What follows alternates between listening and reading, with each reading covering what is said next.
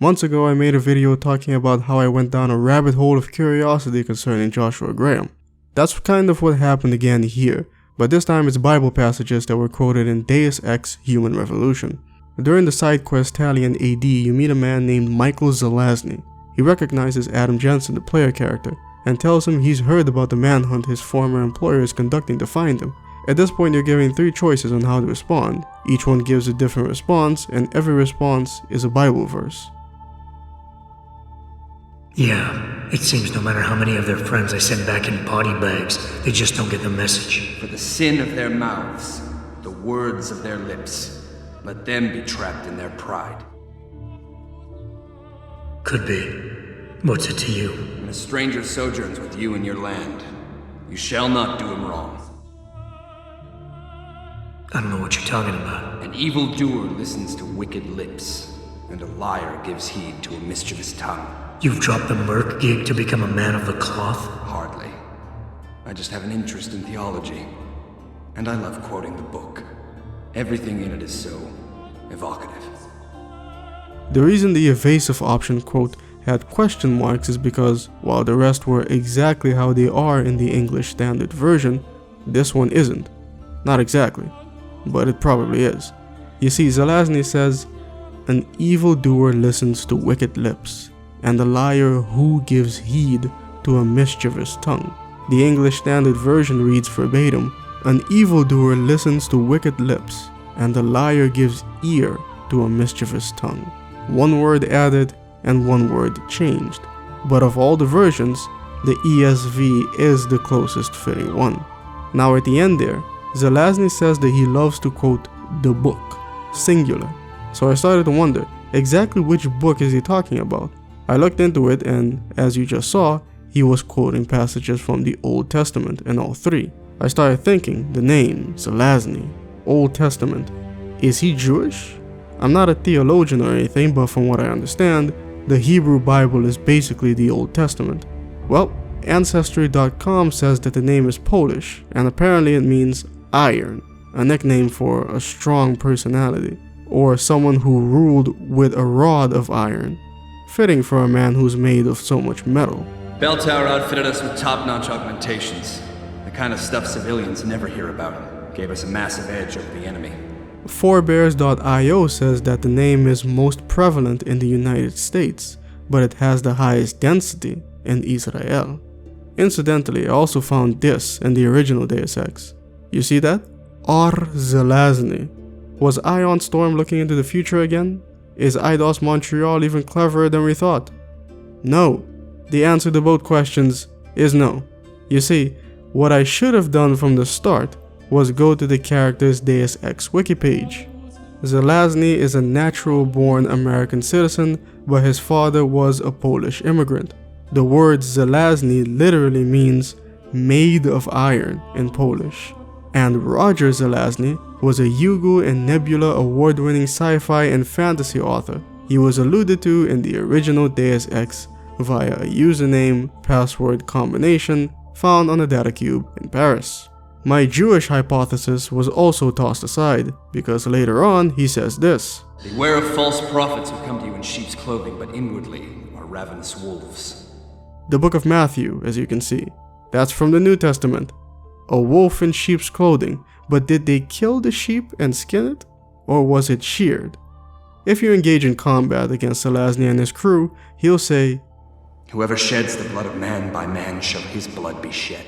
Which isn't the entire passage. The passage in its entirety reads, "Whoever sheds the blood of man, by man shall his blood be shed, for God made man in his own image." You may say that that second half isn't necessary, but in a way it's clever to leave it out, considering you're in a world where what is presumably God's image is being heavily modified at the hands of God's own creations, especially concerning an individual who's been so complicit and participatory in this sin, and is now in a way attempting to atone. This path of atonement began with him making his director remove the mind-altering implant from him and his team before killing him, which in the new Star Wars canon would be like a squad of Republic commandos forcing a Kaminoan to remove their control chips before killing him, and then going on a crusade to kill all high-ranking Kaminoans who ran the cloning facility. Regardless, when Zelazny confronted the director, he attempted to rationalize the Zelazny by quoting Apocalypse Now. You have to have men who are moral, and at the same time who are able to utilize their primordial instincts to kill without feeling. I decided to watch the entire 3-hour movie recently before writing this. I would highly recommend it, by the way. But the quote continues with, without feeling, without passion, without judgment, because it's judgment that defeats us.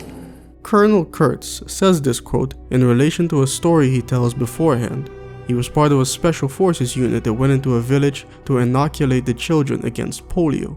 As they were leaving, a man came running after them, crying, and so they returned to the village, only to find that people came and hacked off the inoculated arms of every one of the children.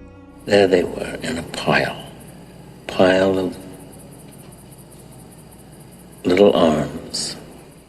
The colonel saw this, and despite his tears, he said that he saw the genius in it. The reason they did it wasn't important, it was the ability to actually do it.